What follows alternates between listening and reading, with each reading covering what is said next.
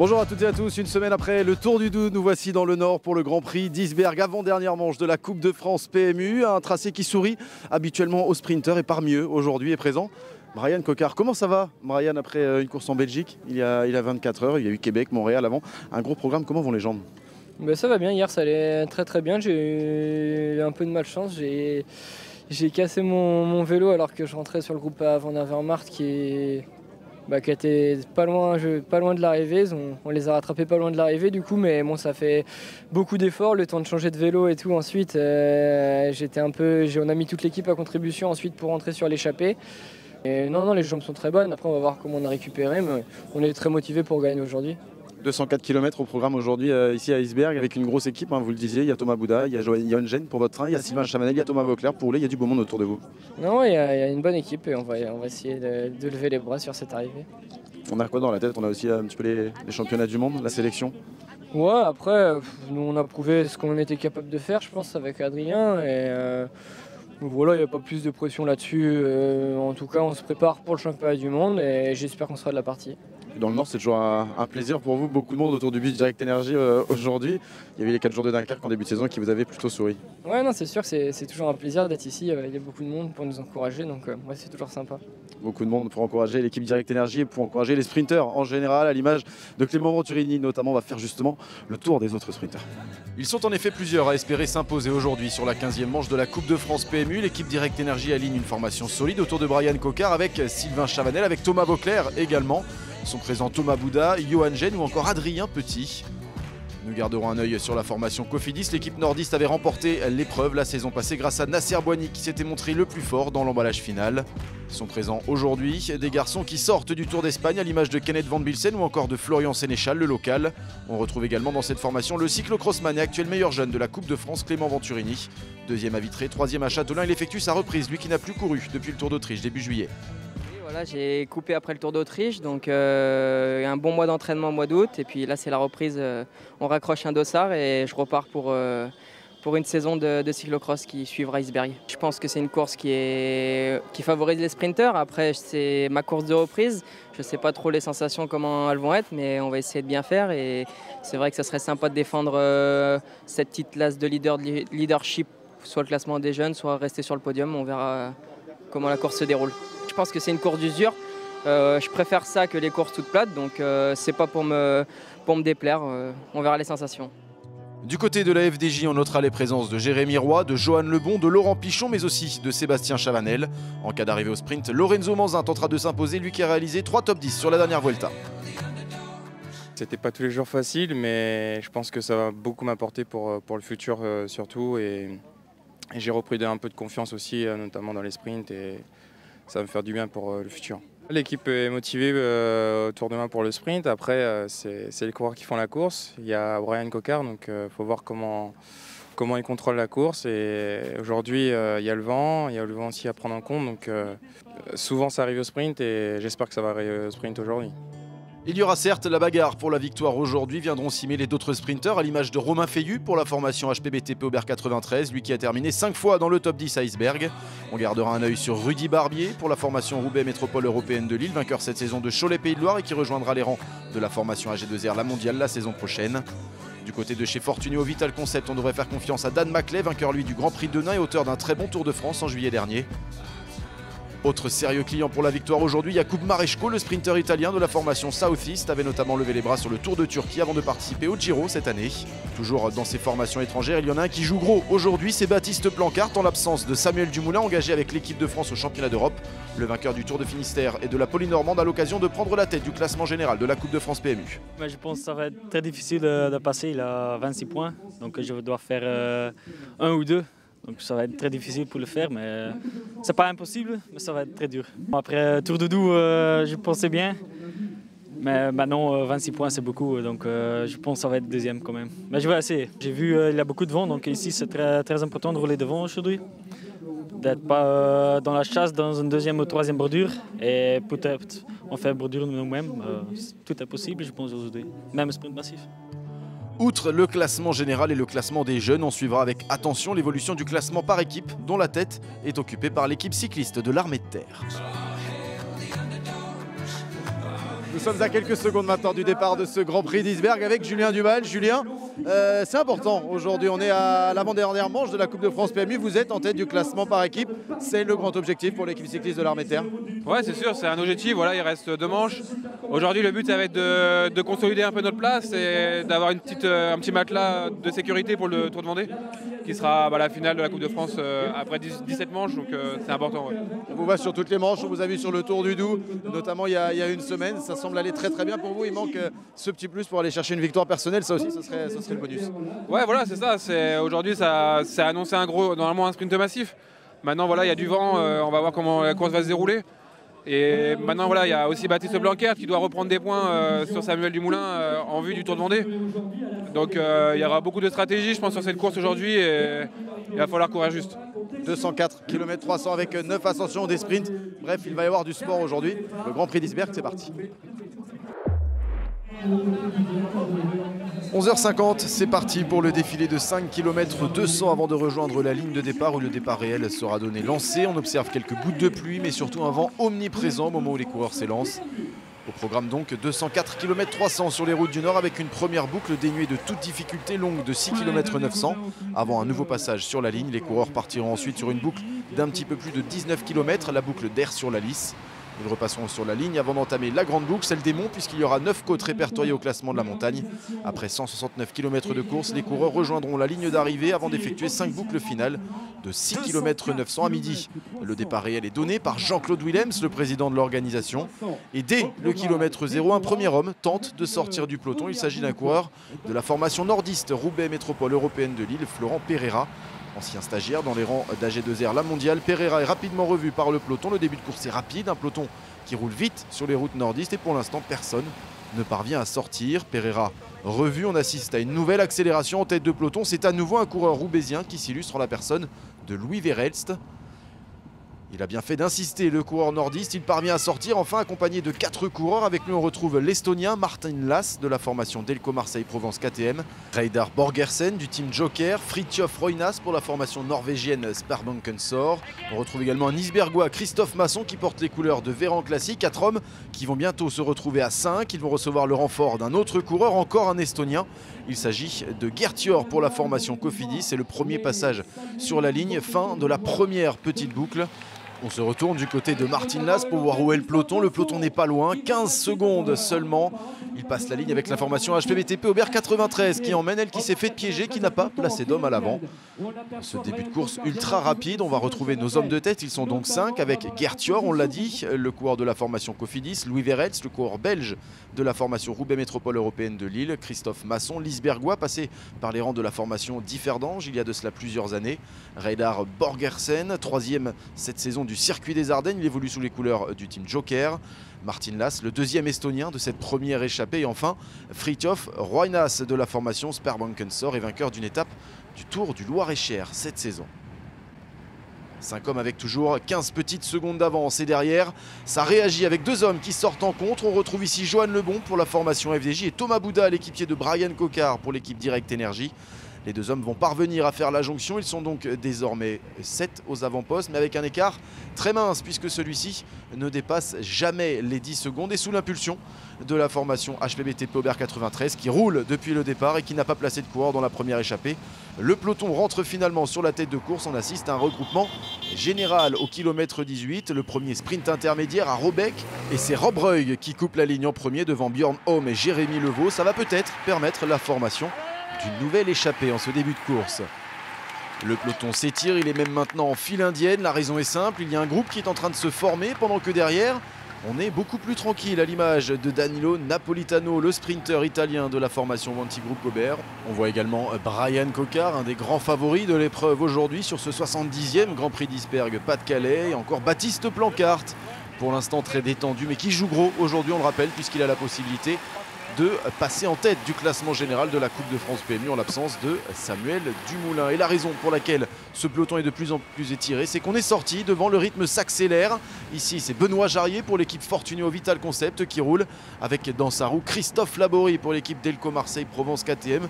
Un groupe est sorti, la bonne échappée s'est peut-être dessinée avec Björn Horn pour la formation Joker, omniprésent depuis le départ. On retrouve également Rob Ruig pour l'équipe Crelan Vastre de Service. Il y a Samuel Leroux pour la formation Véran Classique et Jérémy Levaux pour l'équipe Roubaix Métropole Européenne de Lille. Björn Horn donc pour la formation Joker, ici à l'image, une équipe omniprésente depuis le départ et qui est dans tous les coups. Lui avait terminé 7e notamment du dernier Tour des Fjords. On retrouve Rob Ruig pour l'équipe Crelan Vastre de Service qui lui est un coureur très expérimenté, 20e du Tour de France, c'était en 2011. Samuel Leroux pour la formation Véran Classique, 5e des derniers championnats de France Espoir du contre-la-montre. Et enfin Jérémy Levaux donc 13e du Tour du Finistère plus tôt cette saison. Une échappée qui va prendre rapidement beaucoup d'avance jusqu'à 4 minutes 15 alors que nous sommes à la sortie d'Omerval. Le peloton a décidé de laisser filer ce quatuor.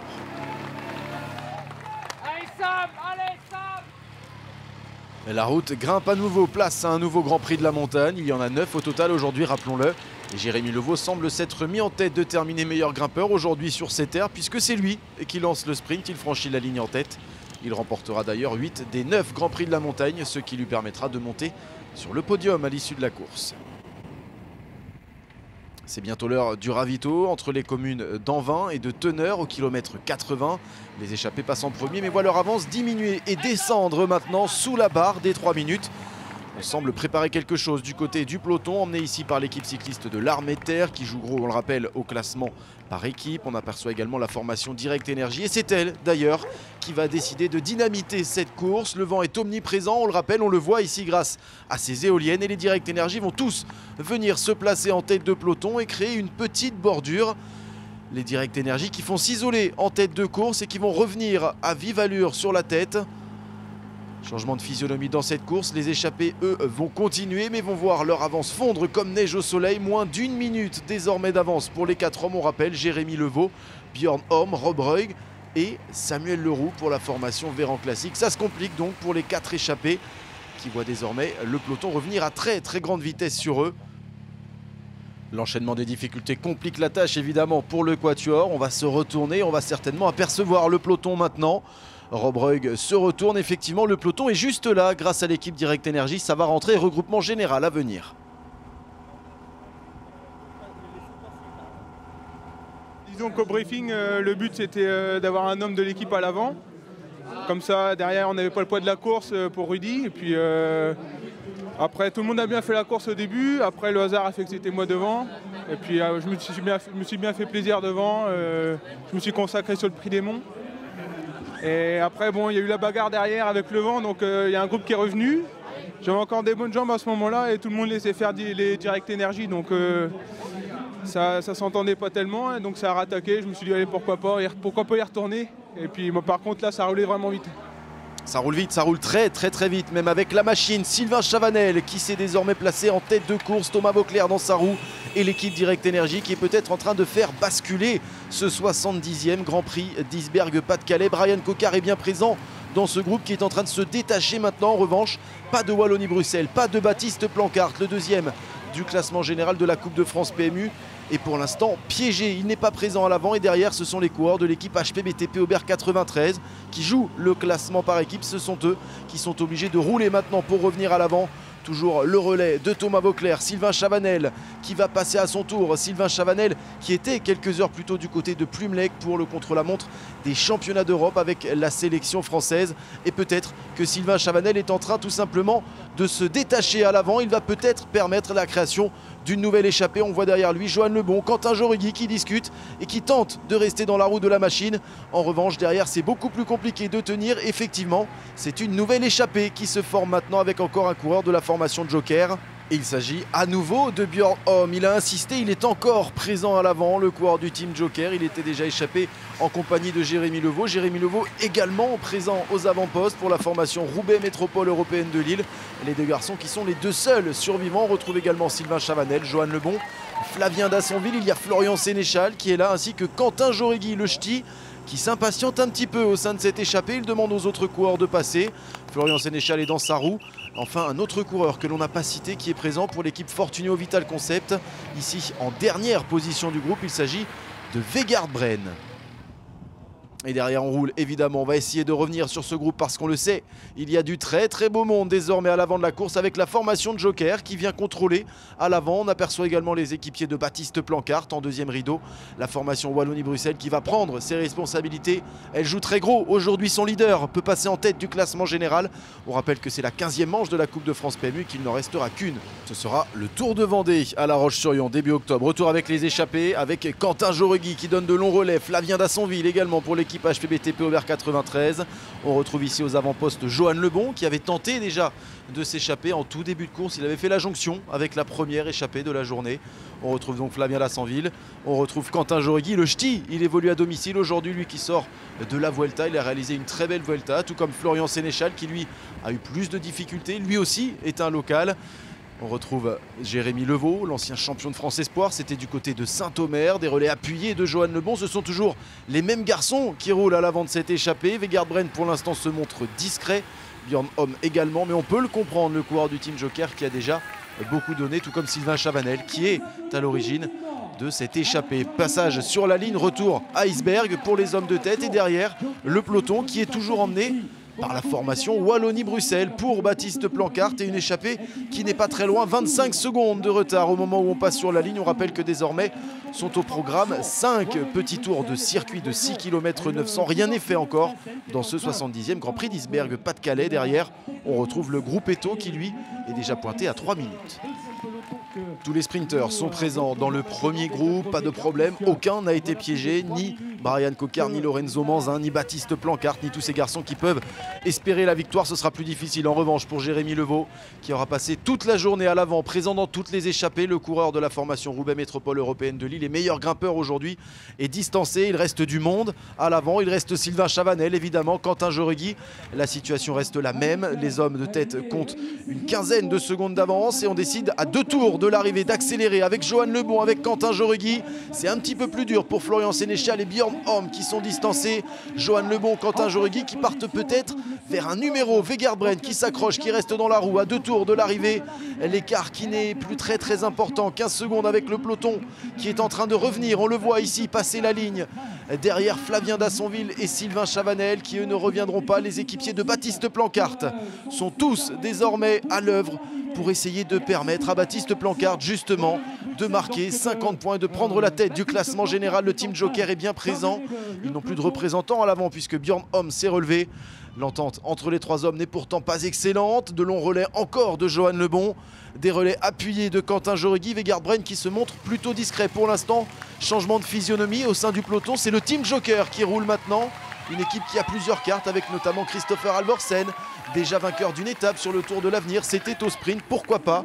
Une équipe qui s'est montrée discrète pour l'instant mais qui est en train de se dévoiler dans ce final. La cloche, c'est le dernier tour pour Johan Lebon, pour Vegard Bren et pour Quentin Jauregui. Une avance maigre, très maigre. Elle n'est plus que de 10 secondes sur le peloton. Tout le Team Joker est venu se placer. Baptiste Plancart un petit peu esselé. Brian Coquard est toujours bien présent dans ce groupe mais il a perdu Adrien Petit. Son poisson pilote n'est plus là. Brian Coquard qui va peut-être être obligé de se débrouiller seul dans ce final. Et ça attaque devant avec Johan Lebon pour l'équipe FDJ. Le peloton est juste derrière, moins de 10 secondes d'avance maintenant pour le trio. Quentin Jauregui qui est un petit peu distancé, qui va essayer de revenir dans la roue de Vegard Bren. Et Vegard Bren qui passe à l'attaque maintenant, le coureur de l'équipe Fortuneo Vital Concept qui s'était montré plutôt discret depuis le départ de ce groupe de 3. Quentin Jauregui a été repris et Vegard Bren qui va bientôt passer sous la flamme rouge. Le dernier kilomètre pour le coureur de l'équipe Fortuneo Vital Concept qui est peut-être en train de faire un numéro. Johan Lebon qui essaie de s'accrocher mais ça devient de plus en plus difficile. Tout le Team Joker est en train de rouler en tête de peloton pour Christopher Alvorsen a priori. Vegard Bren qui insiste, on est dans les tout derniers mètres de ce 70e Grand Prix d'Iceberg Pas-de-Calais. Baptiste Plancart est encore entouré d'équipiers mais ils ne sont plus nombreux. Il n'a plus qu'un équipier pour l'emmener. On rappelle qu'il doit terminer premier ou deuxième pour prendre la tête du classement général de la Coupe de France alors que Vegard Bren insiste. Mais ça devient de plus en plus compliqué. Le Team Joker est en train de rentrer avec Kevin Ista juste derrière pour l'équipe Wallonie-Bruxelles et Baptiste Plancart qui est bien présent. Le Team Joker qui est en train de tout donner. Brian Coquard est présent également. Et le sprint, parce que Vegard Bren est repris. Le sprint qui est lancé avec Romain Feillu qui est présent également pour l'équipe HPBTP Aubert 93. Baptiste Plancart qui lance son sprint mais qui va être battu. Victoire de Christopher Halvorsen pour le Team Joker. Quel numéro de cette formation norvégienne. Il s'impose devant Romain Feillu et Baptiste Plancart qui vient prendre la 3e place et qui ne prend donc pas la tête du classement général de la Coupe de France PMU. Gros numéro du Team Joker aujourd'hui et la victoire pour Christopher Halvorsen, le Norvégien. Il y a quelques semaines déjà, le jeune coureur de 20 ans avait remporté l'étape au sprint. C'était sur le Tour de l'Avenir. Il avait ensuite brillé sur le Tour des Fjords en prenant notamment la 3e place de la dernière étape. Le vice-champion norvégien Espoir signe aujourd'hui certainement un de ses plus beaux succès. Romain Feillu prend la 2e place. Baptiste Plancart manque l'opportunité de prendre la tête du classement général avec sa 3e place. Il revient à 1 point de Samuel Dumoulin, toujours leader. Oui, il n'y a qu'un point, mais bon, c'est mieux d'avoir d'avance que de faire aller chercher encore des points à Samuel. Mais bon, c'est déjà pas mal, 3e, 1 point. C'est une journée réussie pour nous. Heureusement, on a revenu la dernière kilomètre, mais le train pour le sprint qu'on a prévu au début n'était plus là. Donc, j'ai fait moi-même avec Kevin Ista. C'était bien réussi, mais malheureusement, j'ai fait 3e. C'est dommage, mais bon, c'est pas mal. Mais j'étais là pour faire mieux. Le vainqueur, c'est bien lui, Christopher Halvorsen. 9e succès pour le Team Joker cette saison, après ce notamment d'un autre grand espoir de cette formation, Amund Grandal. Je suis vraiment très heureux.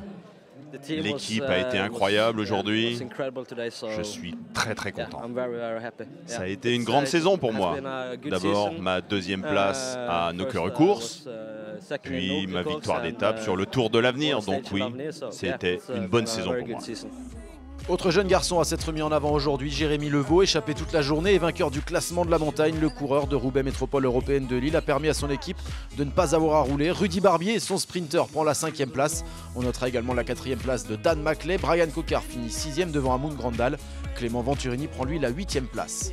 A noter également la jolie journée de Quentin Jauregui, déjà auteur d'une belle Vuelta. Le local de la formation AG2R La Mondiale regrettait toutefois à l'arrivée la mauvaise entente au sein de l'échappée dans le final. Je suis un peu déçu. Bon, après, je ne vais pas trop demander. On se fait reprendre 1 km de l'arrivée. Donc, c'est vraiment de la déception, quoi. Mais bon, après, il y a Valgren, là, il attaquait pas à 3 bandes de l'arrivée. Je pense qu'on allait au bout. Parce qu'il n'y a pas roulé pendant presque tout l'échappée. Il passe un relais sur 10. Et puis après, il va nous attaquer à 2 bandes de l'arrivée. Donc, je suis assez énervé. Mais bon, après, c'est comme ça. Il n'a pas gagné. Donc, tant mieux, on va dire. Mais non, mais après, c'est vrai que j'étais assez actif. Direct Energy, ils ont lancé un gros coup de bordure. Ça fait vraiment mal. Après, on s'est vite retrouvé isolés parce qu'ils étaient vraiment en surnombre. Donc quand c'est revenu, j'ai attaqué, on est parti à 8. Puis après, on s'est vraiment bien entendu. Je savais que le circuit était assez technique. Avec la pluie, si on arrive avec 30 secondes, on pouvait peut-être aller au bout. Puis bon, il n'y a pas manqué grand-chose, quoi. Fallait pas que Baptiste fasse 1 ou 2 pour passer en tête. Donc c'est vrai que je suis assez content parce que comme ça me reste leader. Et puis on va tout faire à Tour de Vendée dans 2 semaines pour qu'il garde sa place. Ce sera la grande finale, la 16e manche de la Coupe de France PMU, puisqu'au classement général, Samuel Dumoulin reste en tête avec un seul petit point d'avance sur Baptiste Plancart. Clément Venturini reste lui meilleur jeune et pointe à la 3e place du classement général. Au niveau du classement par équipe, c'est toujours l'équipe cycliste de l'Armée Terre qui domine devant HPBTP Aubert 93. Là non plus, rien n'est joué. Le mot de la fin avec Romain Feillu. Romain, 2e aujourd'hui, ça se rapproche. 3e à Paris-Camembert il y a quelques semaines déjà sur les routes de la Coupe de France. 2e aujourd'hui, d'avoir forcément une pointe de déception. Oui, voilà, mais comme vous dites, je progresse. Donc si je pouvais être premier au Tour de Vendée, ce serait bien. Mais voilà, ouais, je suis aussi content de faire une place encore, parce qu'il y avait quand même quelques coureurs, des bons concurrents. Donc Brian Coquard, Baptiste Plancart. Donc voilà. Puis je protège un petit peu Samuel Dumoulin, c'est pas de mon équipe, mais un autre Français qui est protégé du coup la Coupe de France avec cette 2e place. Ça a été une grande journée encore, hein. Il y a eu du vent, de la pluie, on est revenu très vite sur la première échappée. Finalement ça a permis à un 2e groupe de ressortir. C'était un petit peu fou et puis ce final avec cette poursuite. Ouais, et puis des costauds, hein. Et c'est vrai que c'était en plus avec la route humide, c'était pas évident, ça avait du mal à s'organiser. Et bon, le Joker a bien géré dans le final, ils ont l'habitude je pense de courir sous des conditions météo un peu plus difficiles. Donc voilà, ils méritaient leur victoire quand même. Et l'équipe HPBTP Aubert 93 avec Flavien Lassonville dans un premier temps, avec vous dans le final qui a encore montré les couleurs. Aujourd'hui ça aussi c'est une grande satisfaction. Ouais, on est bien, on sentait qu'on débosse, on était quand même assez groupés derrière les grosses équipes. Et voilà, on n'a pas à rougir de notre performance et on est bien placé toute la journée. Donc voilà, espérons que ça va le faire bientôt. Ouais. Pourquoi pas au Tour de Vendée pour Romain Feilleux, on suivra ça évidemment, ce sera en direct le 2 octobre sur les antennes d'Eurosport. C'est terminé pour ce Grand Prix d'Isberg. Merci de nous avoir suivis. Romain Feilleux qui file sur le podium. Nous on se retrouve très vite pour la dernière manche de la Coupe de France PMU. Ce sera donc le Tour de Vendée à suivre en direct. Bye bye.